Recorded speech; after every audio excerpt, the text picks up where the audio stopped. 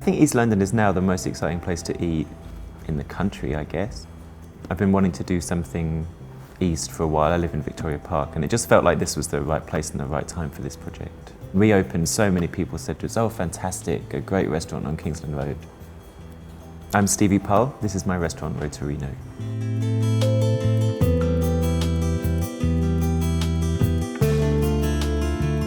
I have been cooking professionally for more than 10 years. My first job was at River Cafe in West London. I think pre-River Cafe days, there were no kind of casual but glamorous restaurants in London, and no one cooking sort of simple Italian food at all. Posh restaurants were only French. It sort of set my perspective for how I want restaurants to be and what experience I want to have when I go there.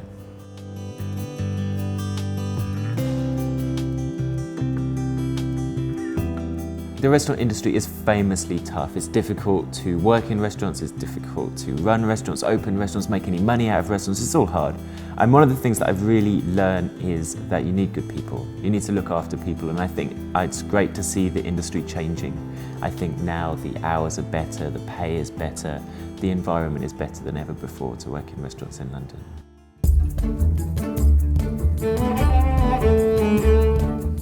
I buy all my ingredients really carefully, and I know these days everyone from a supermarket to a corner shop says they buy all the ingredients really carefully, but I kind of think we're on a different level. I know most of the growers, buyers and producers by name. You know, I've visited them, I've got relationships with them. We buy as much as we can from Britain. Meat and fish is all British.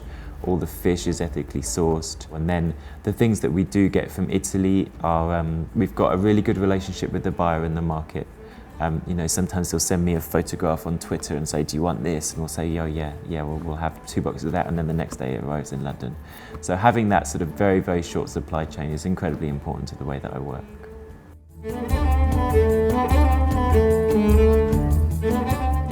I wanted to open a restaurant that I would eat in happily once a week, twice a week, you know, that kind of local restaurant. And I think that's what we really set out to do, is to do something that people can afford to eat in quite often and enjoy going frequently. So you can come in just for a plate of pasta and a bit of cured meat and a glass of wine, or you can have a sort of 4-course feast, and it's great to see people doing both. The long-term business is not people coming to eat here because it's a new opening, because they read a review. It's the people who will come every week, and those are the ones I really want to try and look after properly.